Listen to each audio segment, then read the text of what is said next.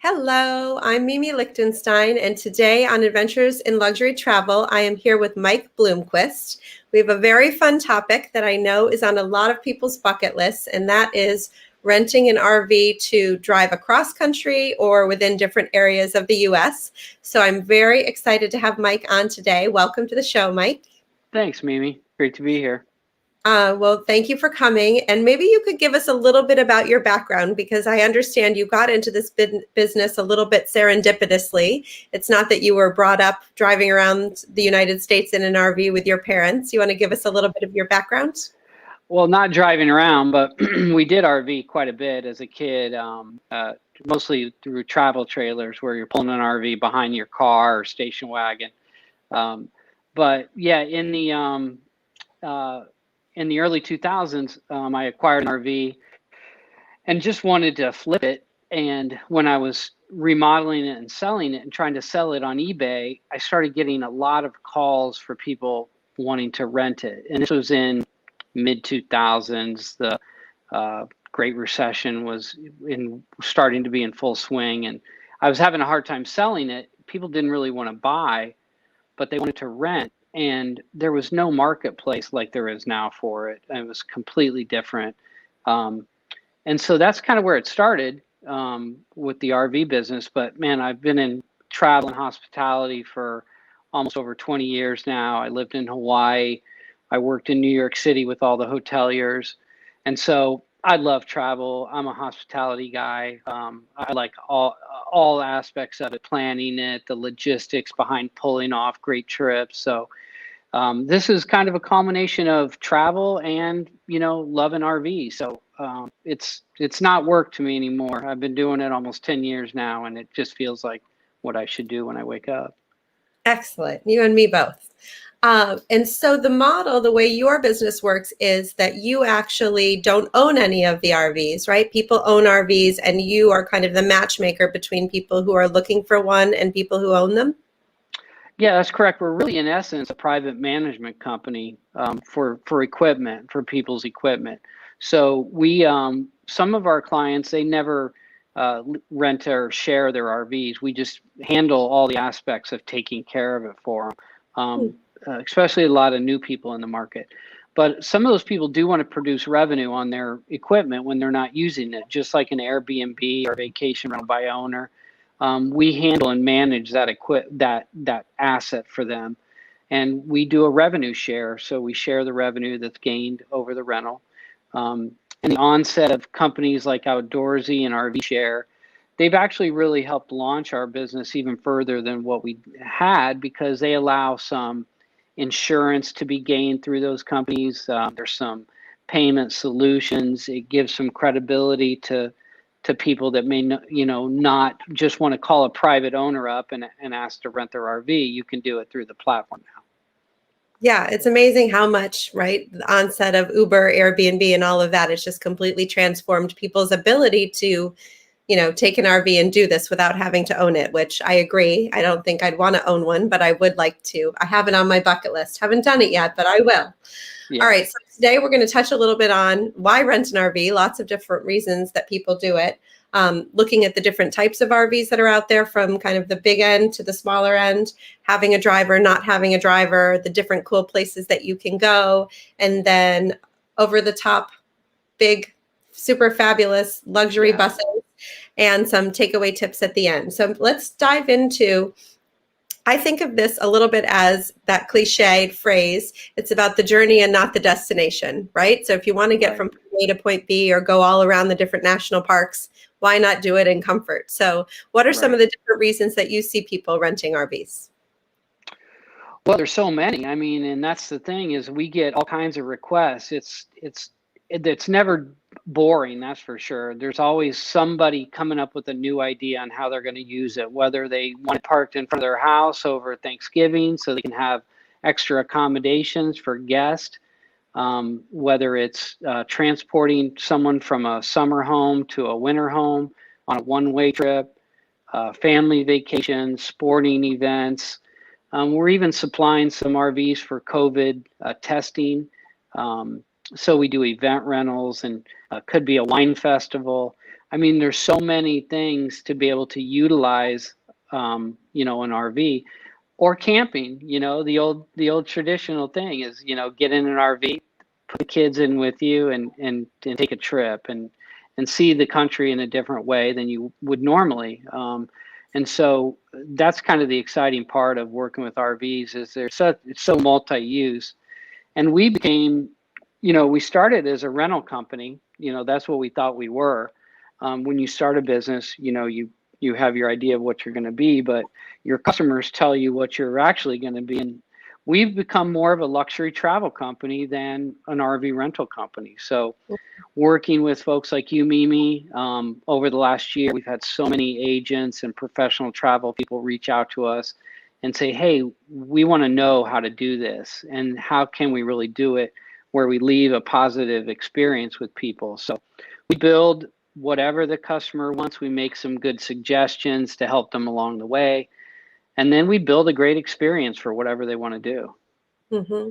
And obviously there's so many different places that you can go. It's completely dependent on if you're going cross country, if you're going to go visit the national parks, East Coast, West Coast. I think it was when I was talking with Jim, one of your guys a couple months ago, we talked about doing it for college visits, which is something that's on my mind. And so if you want to make it fun and you're going to go to hit all the colleges in North Carolina, for example, why not do it in a fun way and grab an RV and do it in an RV? Yeah, we actually pulled off 2 of those trips this year. One left from Long Island and then went actually down through Virginia and North Carolina and hit a lot of the triangle campuses down there. And then they continued on and actually went West Coast and also looked at like Stanford and some UC, University of California colleges out there. And they did a 28-day trip in it. And it was a massive 45-foot RV. And then we had another family that just went from North Jersey down to all the way down into Georgia and hit schools and it was a much shorter trip, 7 days, and they were able to pull it off. It was really tight. I think sometimes people think that they can, you know, travel in an RV the same way they can as a car, and it's really a much different pace. You got to slow yourself down. Slow and steady wins the race. It ends up being a more peaceful experience for them too when they're not rushed, and so we're learning how to put it together the college trips, but it's been fun to hear how they've experienced it and helping them along the way to make it a good trip for them. Yeah, well, this coming weekend I'm actually going down to UVA and DC with my daughter to go visit I think at least 4 schools, and Yeah. I didn't have my act together to get an RV, but we might have to do it for the next one. Yeah. I think another one of the advantages, maybe let me ask you, as far as being pet friendly, would you say all of yours are pet friendly? A portion of them are pet friendly? Or what about people who have little furry friends, cats or dogs? Yeah, I would say that about 90% of the equipment that we have available is pet friendly. Okay. We usually will take a small pet deposit, nothing major. It's fully refundable, you know, if your dog doesn't, you know, chew up the couch or anything. But we've had no negative experiences with pets at all. It's been, and people sometimes rent just for that. We took a client from Colorado to Philadelphia. They left Denver and they had 2 dogs and they did not want to fly with dogs. It was also during COVID and they were very concerned. And so we picked them up at their doorstep in Denver and delivered them to their doorstep in Philadelphia. And they were just thrilled the fact that they could have their pets with them the whole time. So yeah, that was a good trip. Well, and some, you know, a lot of hotels are becoming more pet friendly, but you know, not all of them. And this way they're just right there with you that whole time, which is really nice. Yeah. And access to remote places, I think of that as being an advantage of having an RV as well.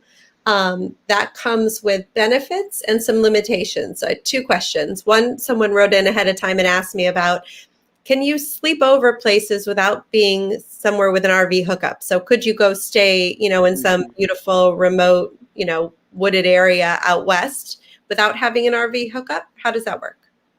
Yeah, they're fully self-contained. All drivable RVs come with a generator that's going to produce enough energy to power the entire RV. That's the air conditioners on top, the microwave, full-size refrigerators. Some of them have dishwashers. Most of ours have washer and dryers.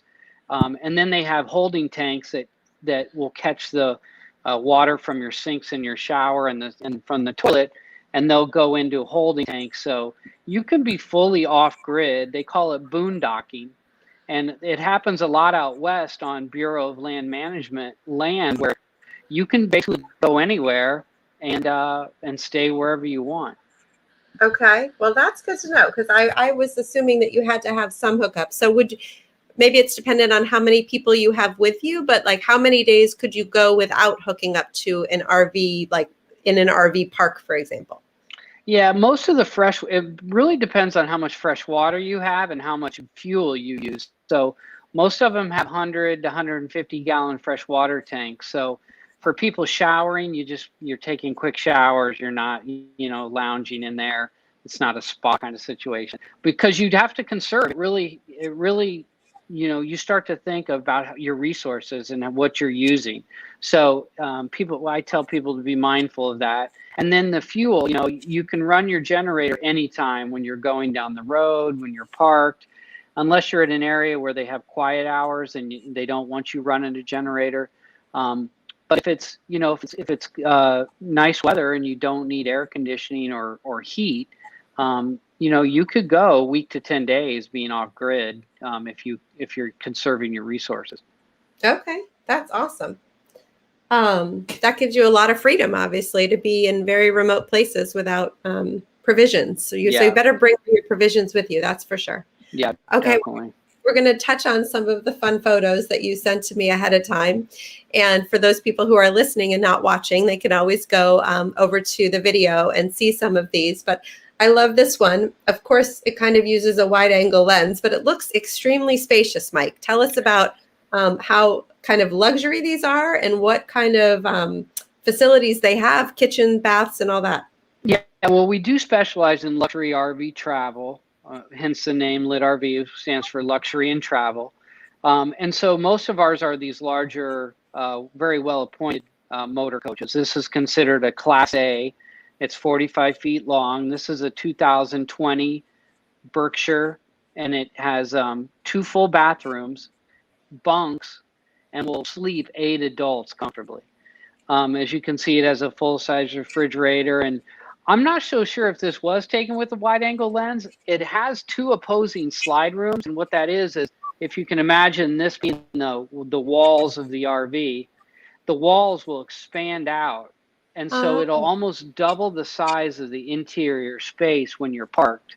And so because of that, it gives this huge living area. We actually use these coaches at race events for race car drivers. They'll come in and get massages, and chiropractors will be inside these, and they'll come in and they'll have a full, they call it physio experience.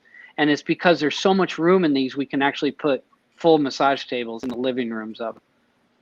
Amazing. Well, It definitely reminds me of like boat living, where there's probably a place for everything and everything's very efficiently designed. And I think it would be fun to just, live off of your minimalism for the week.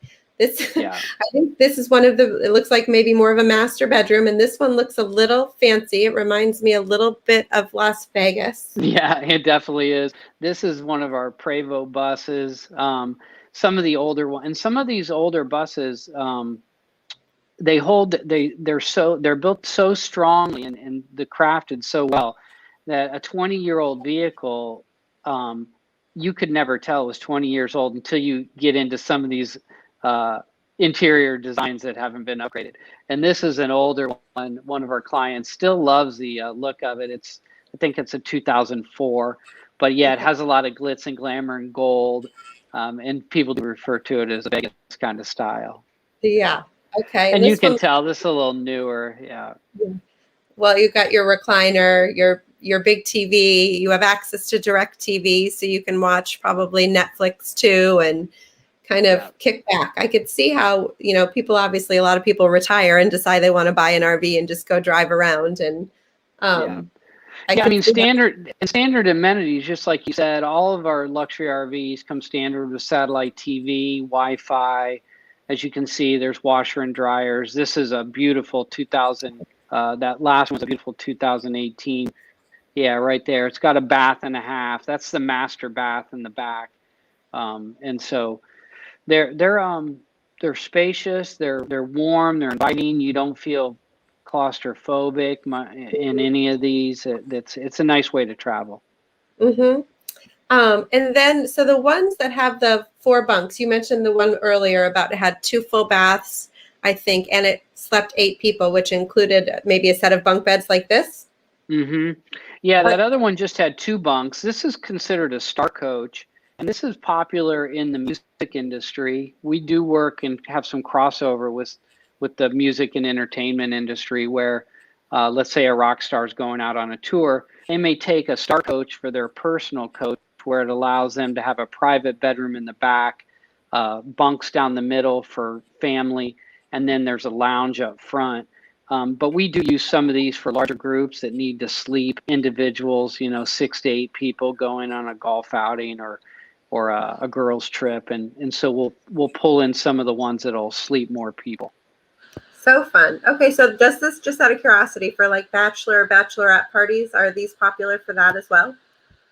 Yeah, they're starting to become more popular actually, and we're seeing more increase, over the last 16 months of all of our business. But as people look for creative ways to travel, especially if they're not traveling internationally, it's a great option for them. Nashville's a popular location. Atlanta, going from Chicago to places. In California, they go from LA to Vegas, so there's a lot of like nice 3 to 5 hour road trip kind of things where you're in luxury on the way there. And then maybe you're at an Airbnb or a hotel or a resort. Some people don't even sleep in them. They just want it for the luxury of the transport. Mm-hmm. And so this one is a Class A, is that right? Yeah, this is an Inova Anthem. They make a beautiful motor coach. This is one of my owners who lives in Fort Wayne, Indiana. And he bought it specifically to use once a year and to lease it out the rest of the time. And so someone referred him to us, and we've used that that's actually the one that went on the 28-day college road trip. Okay. Yeah, and the wife did not want to get out of it. After 28 days, I thought they may be sick of it, but she did not want to leave. She was having such a great time traveling around the country. Yeah. I imagine there are some converts, right? So somebody rents it for a week or a couple weeks, and then they decide, you know what, this was so fun, we're going to buy our own. Yeah, and we get that rent to own. People want to try before you buy. It's a big investment. This unit right here is uppers of 450,000 plus for that unit. But we do have coaches that run into the millions. But even some of the smaller ones, are 150 and 200,000, and that might be somebody wants to try it before they want that kind of commitment. So we're a great option to try before you buy as well. Love that. And so when you're looking at a bus like this, I look at this and I think, okay, there's no way I'm driving that. So as far as somebody having a driver or driving themselves, would you share with everyone how that's determined? I'm sure there are special licenses you need to be able to drive a certain size one, but even if somebody can drive it, they might not want to. So how do you help people decide which way to go? And first of all, that's a great question about a special license. If the vehicle is registered in a state that you need a special license, then the driver would need a special license. New York, Texas, California do require a special license. So if the RV is registered in that state, then the driver driving would need one. Otherwise, you actually don't need a special license. They're privately owned vehicles. They're not a Department of Transportation registered vehicle. We do maintain safety standards and we do maintain DOT regulations by ourselves. We self-govern that. Meaning we don't overload it. We don't allow our drivers to drive more than 10 hours during a day. But to determine whether you want to drive it or not is really a personal preference. We will suggest that a professional driver will give the user a much better experience. It takes a lot of pressure of a person to be able to, drive through a toll booth or back it into a campground or hook it up for the dump and the utilities and all that.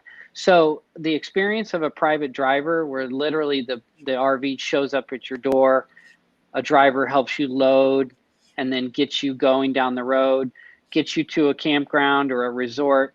The driver then kind of disappears. We will pull a tow vehicle behind the RV, allowing that driver his own transportation to go somewhere. And then that driver becomes more than just your driver. He's a concierge, he's a babysitter, he's a pet sitter, and they're fully there to help you experience your trip. Now, with that said, you can do anything from there to nothing, and you do it all yourself. And we kind of help you through that process to figure out what might work best for you. But it's on some people's bucket list. They want to drive a big RV, or they want to drive a Class C like you're showing right now. And we do some of these smaller Class Cs as well. And to make it luxurious for the client, it's a lot of the service and a lot of the hand holding that goes along with it. A lot of the travel planning, outfitting the RV for exactly what they're going to need.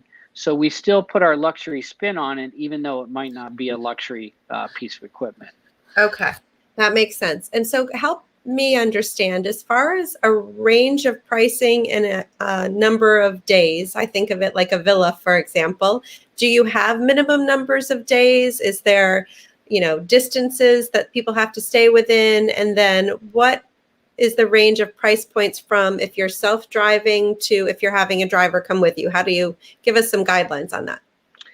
Yeah, with the larger RVs, kind of like the one you're looking at now, those range anywhere from $800 a day up to $5,000 a day, depending on what you're doing. So all of our pricing is kind of quoted on a one-off basis, if you will, or a customized basis.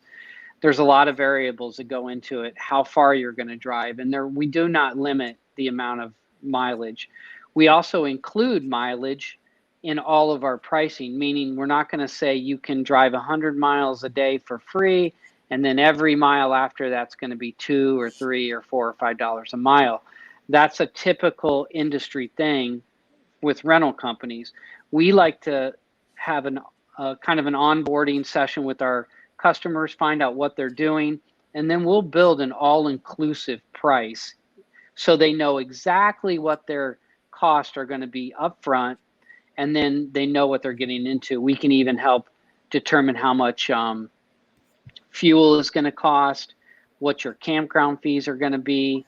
And then if there is a driver, usually the driver adds about $500 a day for a driver. Typically for that driver's labor and meals is you're going to add about another $500 a day for a driver. Okay. But you don't need a driver the whole time. Some of our clients, we'll take them. The driver will help them for the first few days, get them acclimated to the RV, stay with them for 2 or 3 days, and then they'll leave, and then they'll come back when they're ready to have the driver come back. So it's really a hyper customizable adventure, and we just try to talk through best scenarios and then come up with a good situation for the end user. Well, we love hyper customized here, so that's perfect. It's a very good fit. One of the reasons we have you on today to talk to. So if someone is going out west, would you recommend, or first question, do you have starting points pretty much anywhere? Like if someone lives in New Hampshire, for example, or, a remote town in Oregon, how does that work? Yeah. Again, what a great question. Part of our business model was to be able to be a concierge style company. And with that concierge style comes being able to handle just about any request that comes with it.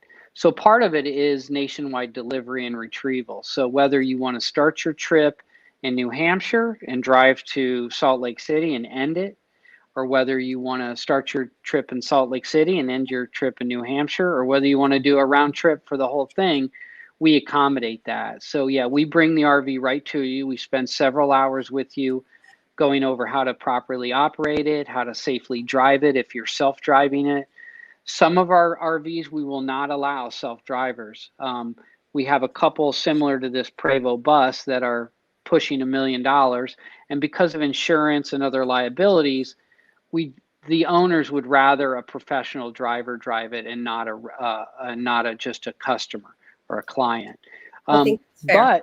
But we do have clients that have owned these in the past and now they don't, and now they want to do it again, and now it gives them the opportunity to do that. And why not allow someone who's experienced to go ahead and enjoy it? So yeah, we'll deliver a bus to somebody, they'll jump in it, and 2 weeks later they'll be done, and they love handing the keys back over with a smile on their face, and the next time they want it, then we'll bring it back again. Yeah, awesome. And so if someone's wants to go on a 2-week family trip or something, would you suggest, if they live in Maine or New Hampshire or New England and they want to go see places out west, better to fly out there and then get it and sort of enjoy the time in the parks versus making that long functional drive? Yeah. Okay. Yeah. If they're limited on time, if you don't have 10 days to go out west, then you need to fly out there and we'll deliver an RV to you. I mean, Bryce and Zion and the Grand Canyon, and then also into Montana and, through Yellowstone, whether you're doing the Pacific Coast Highway or want to go to Napa. If you're coming even from Chicago or St. Louis or Kansas City, we could save you 2.5, 3 days by just you flying out there, getting in the coach, and then going from there. Yeah, that was always what I thought I would do when we do it. This map here has a variety of things on it. The green dots are a sprinkling of different national parks across the United States. And the blue little RV signs are mostly the more luxury RV parks that are out there. And I'll put a link to this in the show notes so people can go see it. But there are a lot of places that are called luxury RV parks. Tell us about what does that really mean? Yeah, that is, again, we came across this summer, this spring, when we put a client out in a coach, and we didn't give them proper expectations of what they were going to encounter. So, I mean, you can encounter from the highest of the high-end resorts, which might be considered the Motor Country Club in Palm Springs, which is just incredible with the amenities, and you have to have a Class A RV to even enter. You can't pull in with a Class C. So some RV resorts do have restrictions on equipment. They may even ask, how old is the RV? And it can't be 10 years or older, or they won't, or you'll need to send them pictures of it, because they don't want, the Clark Griswold RV pulling up, into their $1 million entrance. So it varies, and we like to discuss that with folks before they get on the road, so they have a clear expectation of where they're going. But I tell you what, some of the national parks, some of the state and regional parks, even though they're not luxury, they're very well maintained. The thing is, if you're in a luxury RV, you're always going to take the luxury with you. So no matter where you're at, you're going to have all the amenities on board with you. But we do need to prepare people for what they're going to experience. A typical campground in the middle of Iowa is going to look a lot different than a typical campground in the middle of, let's say, Northern California. It's just, there's some difference to it. So we talk about that with the owners, or with the RV clients. And for some, it may not matter. You're going to show up at 7:00 at night, hook up your water and your electric so that you can be fully functional, and then go to sleep. And next morning, you're going to get up and travel again and get to your destination that you might spend several days at. And you really want that destination to be exactly what they expect. Agree. Managing expectations is absolutely super important. This is going to dip a little bit into one of the takeaway tips I want to ask you about, but it's a good time. How far in advance do you need to book some of these, either national parks or luxury RV parks? Well, the West is almost sold out already. I mean, the West sells out quickly. Even before COVID, the West, all the places out there would sell out, and you would have to book a year in advance to get some of the national parks. But really, I mean, I think if you're planning 90 days out is a nice place to start.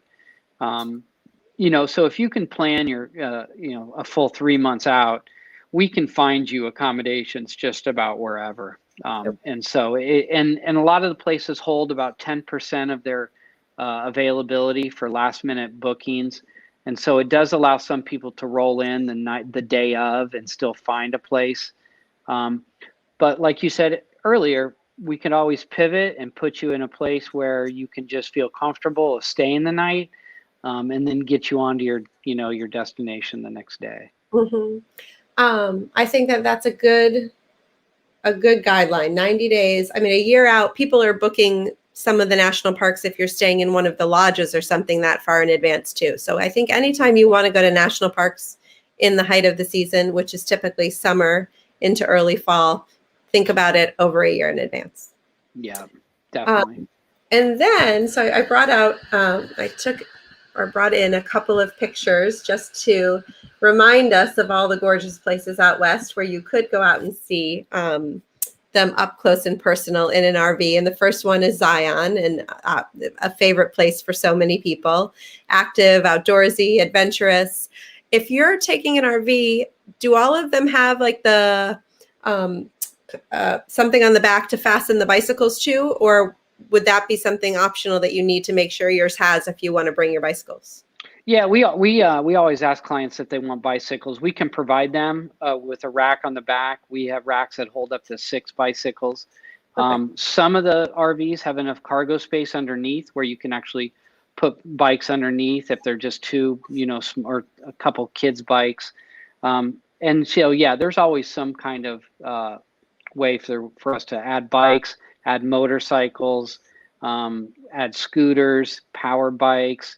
There's a lot of things that we can add: kayaks and stand-up paddle boards, fishing gear, fully outfitted if you needed it especially if you're flying out, you want to be able to walk off the plane, get in the RV, and all your stuff's, ready to go. So we'll fully outfit them for where you're going to be. One point, then you mentioned it earlier, as far as limitations on size, some of the state and national parks restrict RVs under 40 feet. And so if you're unable in some of our larger RVs to get actually into the parks, and so usually there's places to park on the exterior. Again, that would be nice if we had a tow vehicle that we could unattach from the RV and allow the clients to then use that vehicle, or we'll provide a rental vehicle. We'll have it delivered so that when they're at a location, it gives them the option then to jump in a Tahoe or a Suburban and be able to go on day trips, go on day hikes, go fishing, and then have the ability to come and go without lugging a 45-foot RV around, or any RV for that matter. It's nice to be able to have an option to get around. Now, we can put people in smaller RVs, and there's no limitations at all. And so a lot of our clients started opting for some smaller choices, and we do offer some smaller size choices now. Okay. And so that's another big bonus of having a driver. I mean, you wouldn't even have to look for a parking space when you went somewhere. He would just go drop you off at some beautiful hike and come back and pick you up a few hours later. That's right. Yeah. And that's kind of a nice thing to do. We've done that at Anaheim at Disney. I mean, we dropped clients off and then we came back and got them 8 hours later. We've done that in Malibu at Zuma Beach, where we took them to the beach, set up a camp on Malibu at Zuma. And then, the RV was there for them to use as a restroom. And then we took them back to their hotel in it. So it's crazy the different kind of uses that our clients get out of the RVs. Absolutely. And it's not all about national parks too. There are some places, not only RV, destinations where they have, the RV hookups and all that, but even just getting access to going to beautiful beaches, going to beautiful lakes, going to Lake Havasu. I mean, there's so many destinations that become approachable without having to worry about getting a hotel room. That's right. Yeah. I love this one. And for you guys, when you're planning with someone, if they're thinking, let's say 90 days out. So if somebody was thinking now, about going somewhere a little bit over 90 days from now, what's kind of your intake process? Do you have, similar to renting a yacht or a villa, kind of a list of questionnaire and all sorts of items that you want to find out about people to be able to tailor the experience? Yeah, we start that right away when they contact us. So if you go to litrv.com or litrv.com/rentals, there's usually a place that says get a quote or get information. And what that does is allows us to get some basic information, dates that you're thinking about traveling, how many people are going to be on board, do you want a private driver, do you want to self-drive, just some general things. And then that will lead to our first call. And it is kind of a, like, what are your expectations of this? We provide some basic details that'll make them kind of think about things. And then we really try to bring in a travel planner. We work with Mimi and quite a few other travel planners, travel agents, customized people that we really engage with, so that not only are we looking at what you need as far as your equipment, but where you're going to go, how you're going to do it when you get there, activities, restaurants. And so we bring it in full circle to make it an experience. And by doing that, engaging the customer and the clients that we work with, it just makes the overall experience better. We set expectations, we provide them with great information, and then they start coming up with questions that are very useful for us and for them. So it's a process. It takes maybe 3 or 4 calls, emails and text, and then we pretty much have a good agenda put together, and we run with it from there. So yeah, the lead time of 90 days gives us that ability to ask good questions, get good feedback, start planning the trip, because we need some lead time to plan it, and then get them on the road. And then beyond that, it's following along. We're there 24/7. It's not just getting them into the RV; it's following them, throughout their journey. And what we started last year was something we called a shadow concierge, where we had some families that were really nervous. They didn't want to do it themselves, but they didn't want a driver with them. They wanted to drive themselves, but they didn't want to do anything else by themselves. And so we actually had someone that followed along as their shadow for a 10-day trip. And wherever they went, the guy was there to help them. He helped them back in their camping spot. He helped them hook up their water, their electric, and their sewer. He helped them at the gas pump. It's intimidating. You're going to a truck stop and having to fill up a giant bus, along with the truckers. And so we kind of rolled with it and said, why can't we send someone along? And we did. And it's been a nice little added perk to it, especially during the first 24 hours. We found out that the first 24 hours of the trip is crucial. And if you can be there for the people in that first 24-hour segment, it really sets us apart on our service level and just provides a great experience for the customer. That's a great idea. Well, I love how you can't even think of all these things as a business, right? It doesn't come until one day you're having a conversation with someone with a totally different request that you're like, oh, that's a great idea. Yeah. Let's add that in. Yeah. Someone just wrote in, Kim just wrote in, and she asked, are there some RVs that are adapted and have ramps for wheelchair accessibility?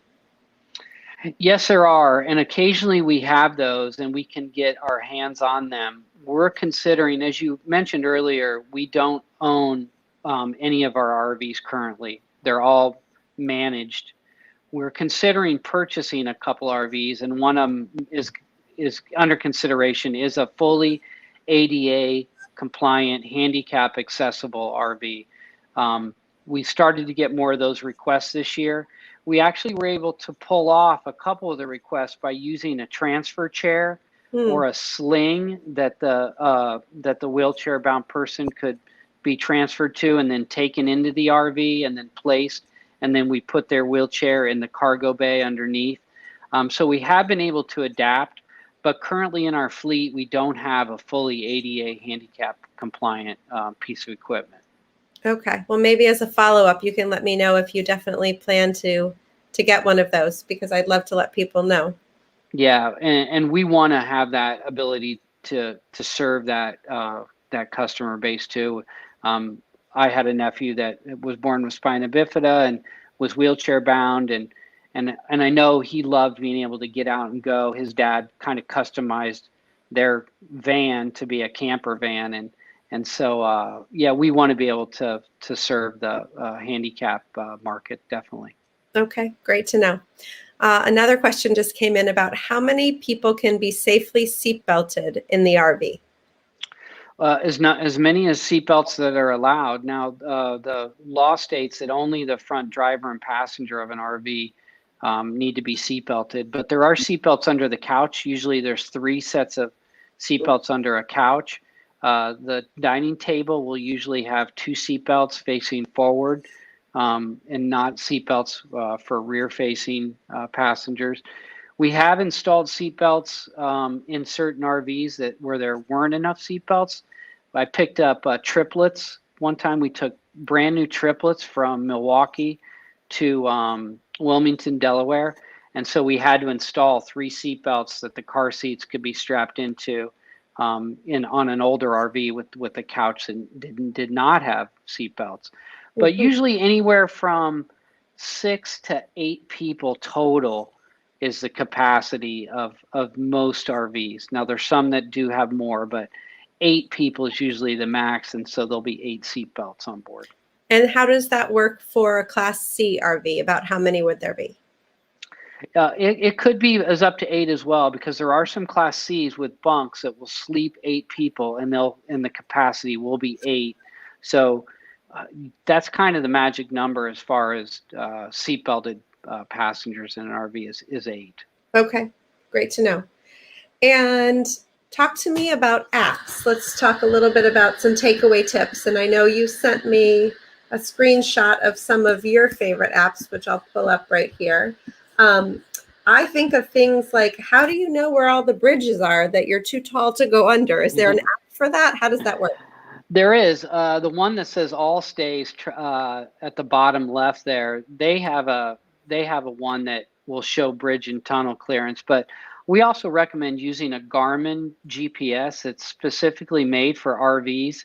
And Garmin makes one, and you can enter the height of your RV and the length and the width of your RV, and it'll direct you around any low bridges, tunnels, that are going to be rated for not where your RV should be. And we talk about that when we teach people how to drive them, is that you really have to be mindful of your height. Most of them are 12 feet and taller. And so, yeah, I swear by the Garmin RVs throughout United States and Canada. They have never led me in a bad place. And so we do that, and we check some of the apps like All Stays. They'll list that. Okay, that's great to know. That's clearly not what somebody wants to have happen, is be surprised by an upcoming bridge or tunnel. Yeah, yeah. What about pitfalls? What sort of things have I not asked about that somebody might want to know about or consider ahead of time? A lot of it is how long you can drive in a single day. People wonder, how far can I travel? And it's an easier way than driving a car or a van, because you do have your restroom on board. So you can make a quick pit stop and run to the back and make a sandwich and use the restroom or do what you have to do. So it shortens your time on stopping, but it is a slower pace of travel. So you have to, if you look on Google Maps and it says it's 7 hours to get to your destination, that's probably more like 8.5 hours in RV time. Okay. So some of the pitfalls are trying to think you can do too much in a short amount of time. So we try to, again, set the expectations of slow down, slow and steady wins the race. Mm-hmm. This is how we should plan your trip. Okay, that's good to know. Even just the adjustment from 7 hours to 8.5 hours, maybe even go for a 50% more time than you thought it was going to take. And that way you're not in any sort of a rush. Yeah, exactly. I think what's fun too is that some people might think like, okay, we're going to go on an RV vacation, but with your very custom model, they can get it in one spot, they can be done with it in another spot, and then they can go on and do a post stay somewhere else, sort of like on a cruise, where someone like me is able to not only help them during the trip to find all the cool, fun places to go and experiences to have, but then when the trip is over, you can go stay at the Four Seasons or Amangiri if you want to, which is kind of how I have camped in the past. I've said to my kids, okay, we can go camping in a tent, but then at the end, I want to spend a couple nights in a nice hotel. So you finish it off with a big, beautiful pool, perhaps a spa visit. Do you see a lot of people do that too? Yeah, we actually did a lot of those last year. A lot of one ways out west, and then they ended at a dude ranch, or we had one that go to Amangiri. We had people that just ended up at a Ritz in Aspen, or and so it was nice. They were able to get in what they wanted to get in, get to their destination, and then they kind of finished it off in real style, giving them the space, giving them the spa amenities, the restaurants, everything now is starting to come back. So I see more of that happening as well. People are still intrigued by RV travel and what it is. And now the ability to do that and add on other, post or pre-trip things are really, can really round out, especially for a travel professional like you looking to be creative. It's a great way to kind of build a new kind of package, if you will, for your clients. Yeah, just something out of the box. And I think it's a little bit like people who have never chartered a yacht or a catamaran before. They don't know if they want to commit to a full week of doing that. So if you can get them out on the water for 2-3 nights and, put that together with something on land for the rest of it, they see if they like it. And then maybe next time they'll do it for a week or 2 weeks. Right. Yeah. And I guess that's another pitfall really, is like timing. Like, how much do you think you can withstand as far as being in a smaller space with your family or group? And so we do talk about that. And 7 to 10 days is usually kind of a sweet spot. And they'll know after a week whether it's going to work or not. Unlike the lady that took the college trip for 28 days, she was happy with 28 days of travel, and so some people really get that bug of like, I can be nomadic, I can wander and I can do this for longer than a week. So, and people really love that they have that flexibility to just go where they want to go, when they want to go. They have all their stuff with them, and it makes it a different kind of experience. Yeah, I agree. Well, I'm going to keep it on my bucket list. Hopefully it'll bubble to the top, and then maybe not this summer since I'm fully committed, but maybe next year. Or fall foliage tours. We could true. get you in. We could get you doing some fam trips around the Northeast in an RV. There you go. Well, it is. I mean, for anybody who's never been to the Northeast in the fall, it's absolutely a great time to come. So highly recommend that. And there are some great hotels to pair your RV trip with. That's for sure. Yeah. Mm-hmm. Well, Mike, thank you so much. This has been so helpful. I know lots of people have this on their lists, as we said, and just having you as a resource to get some of these questions answered and make it seem like it's a little more manageable for them to do has been very helpful. So thank you for taking the time today. Yeah, I appreciate it, Mimi. Thanks for having me on. Absolutely. Take care.